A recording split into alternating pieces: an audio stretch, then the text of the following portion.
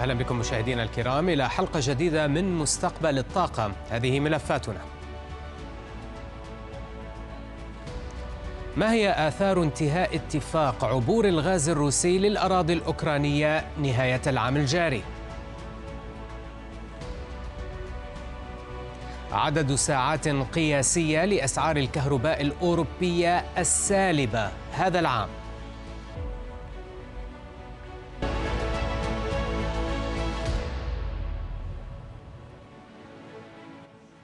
موعد حساس ينتظر أوروبا في الأول من يناير 2025.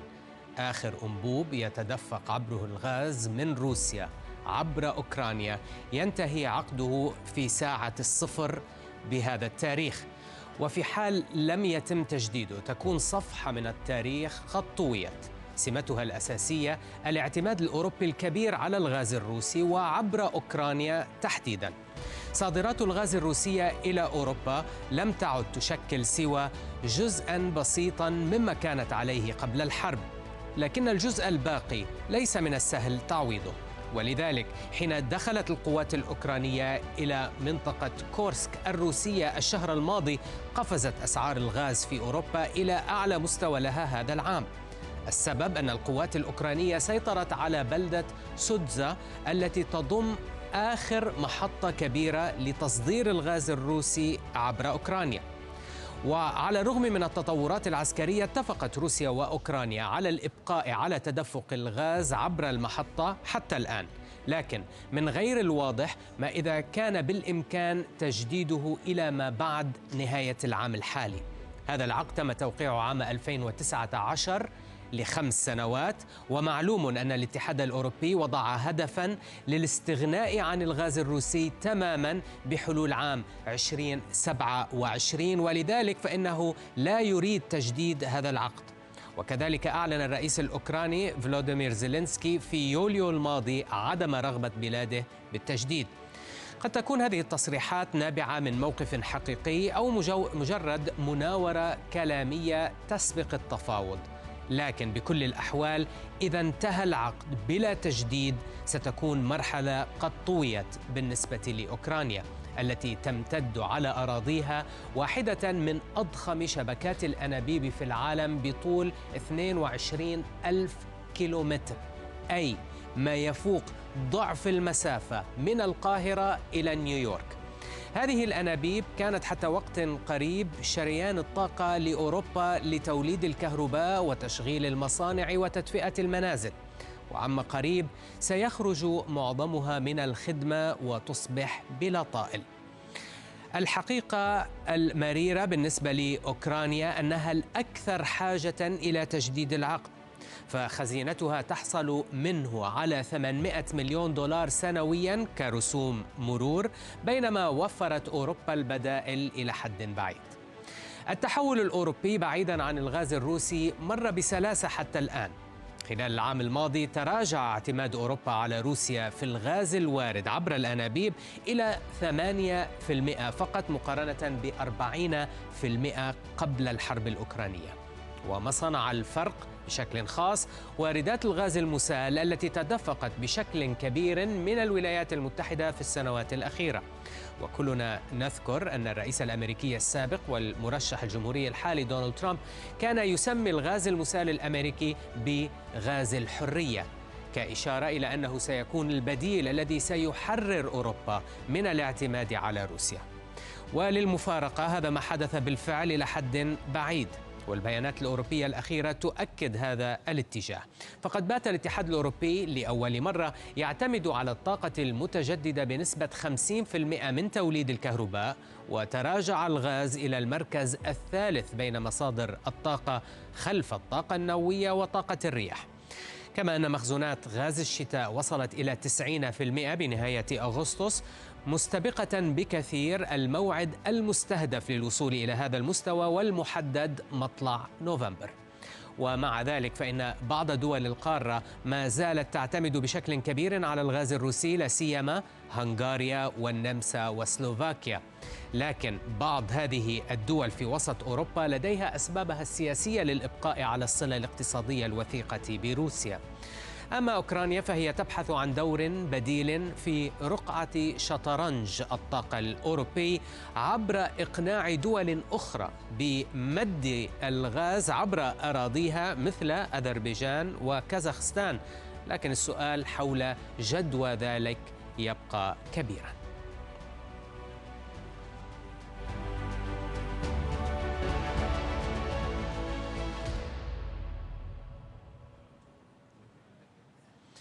إذن اتفاقية عبور الغاز بين روسيا وأوكرانيا تنتهي في الأول من يناير المقبل. كما أسلفنا هناك أطراف متعددة لديها مصالح مرتبطة بانتهاء أو بتجديد هذه الاتفاقية. ففي حال توقف تدفق الغاز الروسي، ماذا سيحدث لأسعار الغاز الأوروبية في حينها؟ وهل تنتفي الحاجة نهائيا لشبكة خطوط الغاز الأوكرانية وتفقد كييف هذا المورد المالي الحرج؟ أم أن أوكرانيا قادرة على جذب الغاز عبر أراضيها من مصادر أخرى؟ وأي الأطراف هو الخاسر الأكبر في حال توقف عبور الغاز الروسي للأراضي الأوكرانية؟ هذه الأسئلة وغيرها طرحتها على ضيفي كبير محللي أسواق الغاز في ICIS توم مارزك مانسر. لنتابع. Well, I think if Gazprom is unable to supply two principal customers within Central Europe, that's Austria's OMV and Slovakia's SPP, then Gazprom is the biggest loser. That's something like between 12 and 15 billion cubic meters of gas that it is currently supplying those customers on an annualized basis. And so if it can't reach them easily through Ukraine, it may not be able to supply them at all. There are discussions, from different parts of the equation and from the Kremlin directly saying that maybe Gazprom can still supply them through another route. That would still be very difficult, probably more expensive. So whichever way you cut it, Gazprom is probably the one that loses out, even though there are these two customers which potentially would suddenly have less gas arriving on their doorsteps. So looking at the European equation, to what extent could the end of Russian gas through Ukraine affect Europe and European gas prices moving forward in the near term? Yeah, I mean, as I said, so potentially if Gazprom is totally unable to supply these two Central European customers, then that is a net loss of supply to the market. And that's one of the considerations that the market has, and one of the reasons we've seen some of that upside in prices recently. So, that would result, certainly if it happened, it would result in prices going up.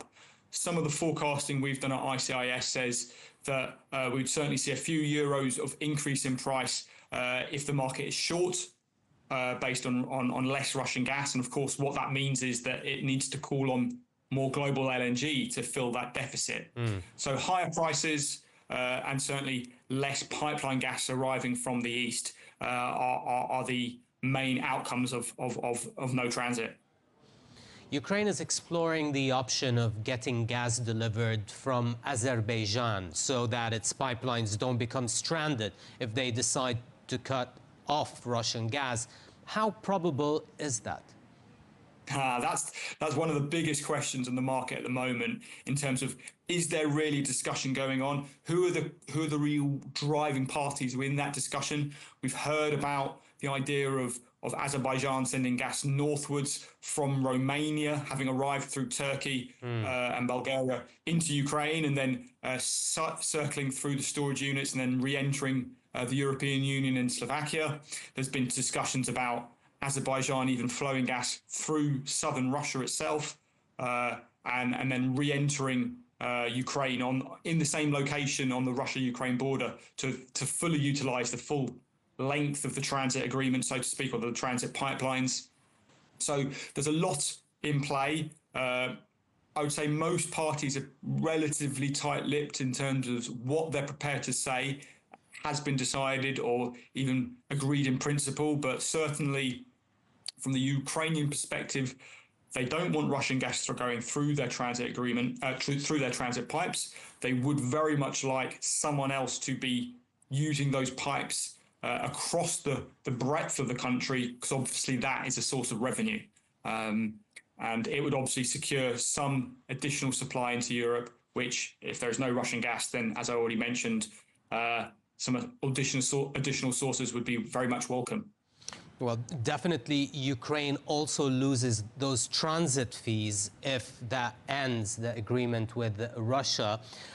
But Europe wants to wean itself off Russian gas. That means it wants to reduce its Russian LNG imports, which remain second to US imports.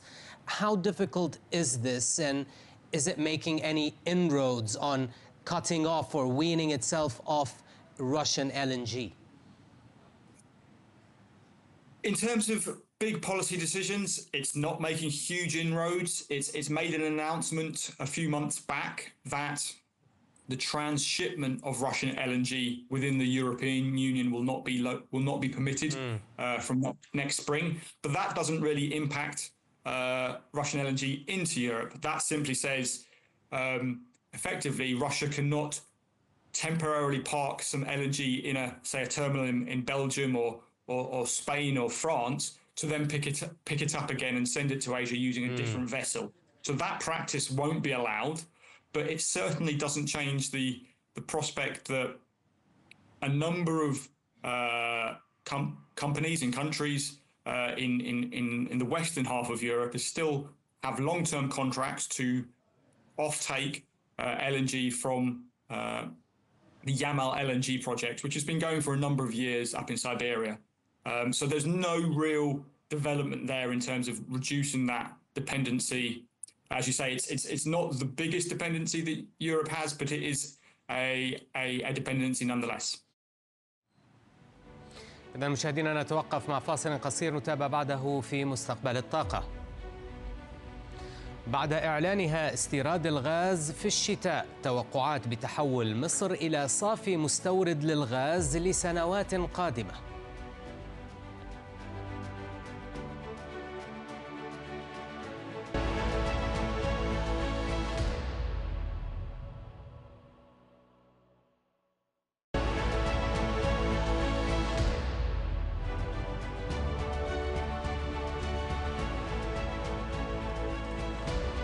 أهلا بكم من جديد إلى مستقبل الطاقة.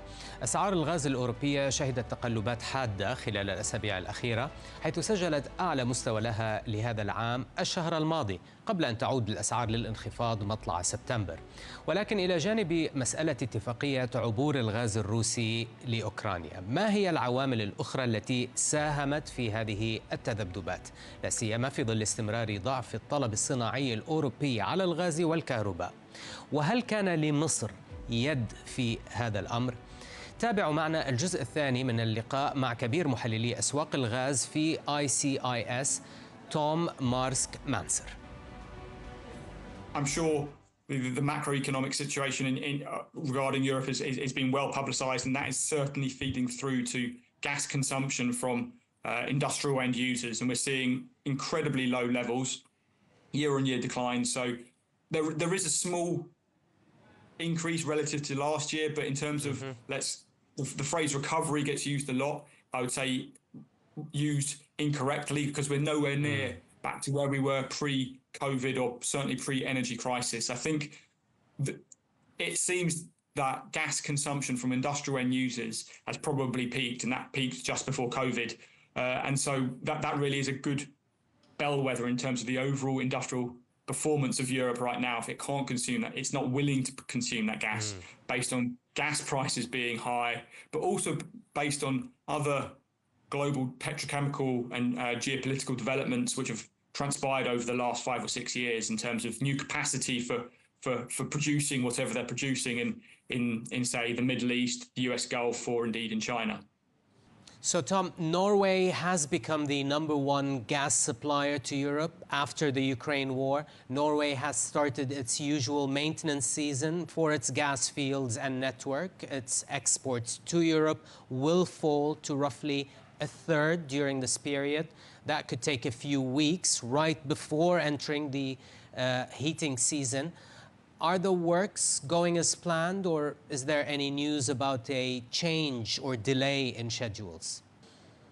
So, unlike last year, at the moment, the summer maintenance up in Norway seems to be going according to plan. It was already a smaller summer maintenance than last September, which I guess eased a lot of concerns. And now that we're chugging through it, we're now passing through that period, it looks like everything is going to plan. And fingers crossed, we think that actually by the end of this week that the biggest wave of that maintenance will be over.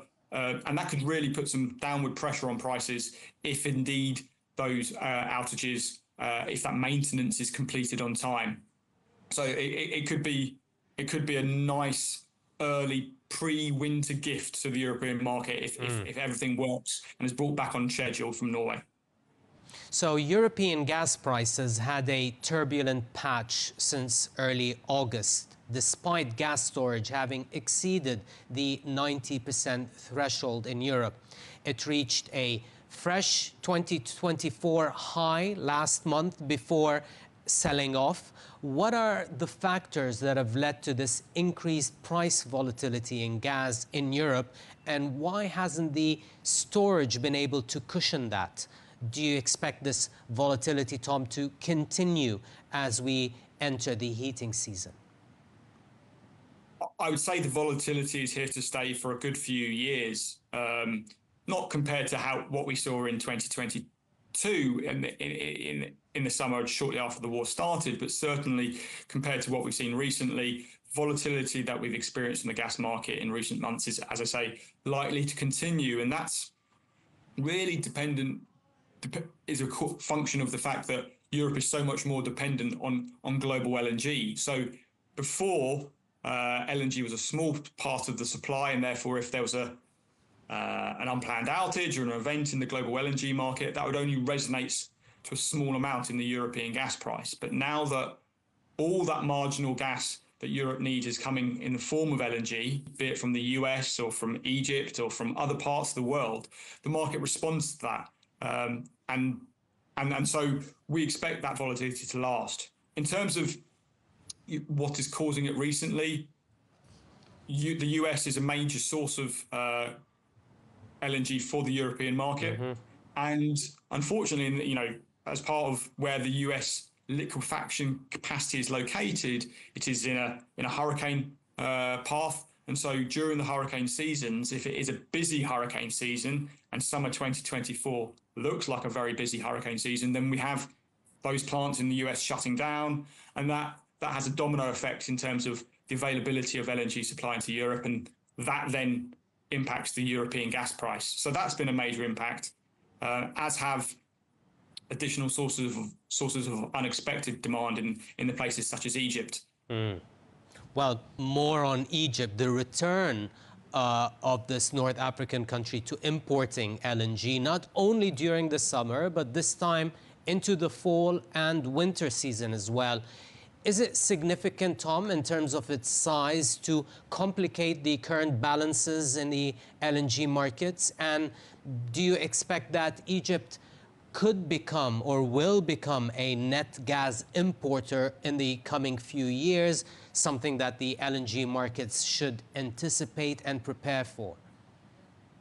Egypt's a really interesting story, an unfortunate story as it happens in terms of what's happened in recent months and the last year or so. Egypt was producing LNG many years ago and then had to start becoming a net importer 5 or 6 years ago. But then we had this huge development in the Zohr field in Egyptian offshore waters, and that allowed for Egypt once again to really expand its liquefaction capacity and allow Egypt to be part of the solution that Europe really faced during the energy crisis in terms of a new source of, or an additional source of LNG into Europe, and of course, given the proximity into southern Europe, just across the Mediterranean. But that field has really been suffering in terms of its production, and other fields too. And now we're in a situation where we're going from Egypt being able to export all year round to then only being able to export during the winter months, and now having to import during the summer, which is its high gas demand season for air cooling. And now, as you say, the prospect of having to even import during the autumn and winter months. So in many senses, it's not just the fact that Egypt has become an importer, but it's switched from being an exporter. So an additional demand of, say, a few million tons on the import side is actually a net impact in terms of the global balance of maybe 3 or 4 million tons, because it was originally thought to be exporting the similar amounts during that period. So it's flipped its balance entirely, and that really has tightened the global LNG market quite a lot. And that, as you say, it's been quite unexpected. The developments in terms of the winter demand for LNG into Egypt, which sometimes arrives via neighbouring Jordan as well. And yeah, I think it's something to continue to expect, at least for a few years, until we see offshore production within Egypt really start to improve. And then there's been no signs of that at all in the last 12, 18 months or so. True. How has the Asian side of the LNG market been faring this past summer? Yeah, I think two of the largest LNG importers in Asia, Japan and Korea, were anticipated to be quite weak in their LNG demand. They were historically LNG importers 1 and 2 in the world before China's huge growth in the last 5 or 6 years. But the expectation was that with a renaissance in the nuclear capacity and also lower overall power demand, that LNG imports would fall off quite a lot year on year, 2024 versus 2023. And that's not really been the case. So actually, stubborn demand, let's put it, from those two markets has maybe caught a few people short. And at the same time, that world's #1 LNG importer, China, has seen some record imports into the country in the first half of the year. It slowed a little bit in the second half of the year, but we know China's appetite for LNG can really, really spike in the peak winter months of the Northern Hemisphere. December, January, February, they're very, very strong imports.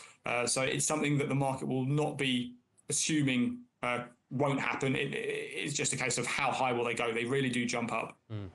Tom, my final question is regarding the electricity market. European power prices have gone into negative territory this year for a record number of hours. What has been driving this? Yeah, I mean, it's a staggering statistic to see the number of hours in negative territory on the power markets of Europe. And really, it's a function of two key elements. One, just like gas, we have weak power demand, so consumption is overall lower. And at the same time, policy to bring on new capacity in the form of renewables in solar and wind means we're adding more capacity in the form of wind and solar than we're recovering in overall demand. So with good hydro as well in the mix, better nuclear capabilities year on year, it's really, really making thermal generation, gas-fired generation or coal-fired generation unprofitable. And at times that means the power markets have to go into negative territory to effectively ask suppliers and user suppliers to take the electricity off their hands, giving the money away to incentivize them taking that power off their hands. So more capacity, less demand.